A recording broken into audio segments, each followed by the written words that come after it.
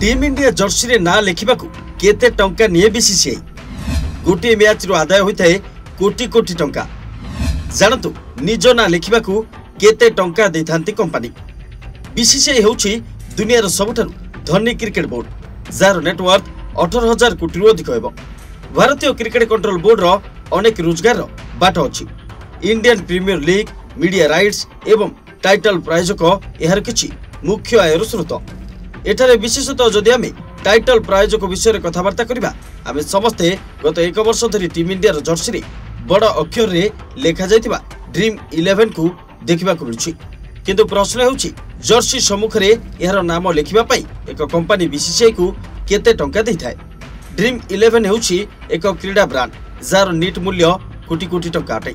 से team India रो अग्रणी प्रायोजक अधिकार को 358 कोटी रे किनिथिला। 358 कोटी टंका बीसीसीआई सहित ए डील जुलाई 2023 रु मार्च 2026 पर्यंत चलिबो। बीसीसीआई द्विपाक्षिक सीरीज रे टाइटल प्रायोजक पई मूल मूल्य प्रति मैच रे 3 कोटी टंका रखिथिला। सूचना प्रकार रे पूर्वरु भारतीय दलर जर्सी रे एक एजुकेशन ब्रांड वाइजु लेखा जायतिला जार प्रति मैच पई 5.5 कोटी टंका देउथला। वर्तमान ड्रीम 11 भारतर पुरुष, महिला एवं 19 वर्ष रु कम स्तर जर्सी रे बड़ इंग्राजी अक्षर रे लेखा जायतिबा देखा जाउछि। भारत रे क्रिकेट दल एवं क्रिकेट रो लोकप्रियता को विचार को मीडिया राइट्स मध्य प्रत्येक थर 1000 कोटी टंका रे बिक्री होइछि।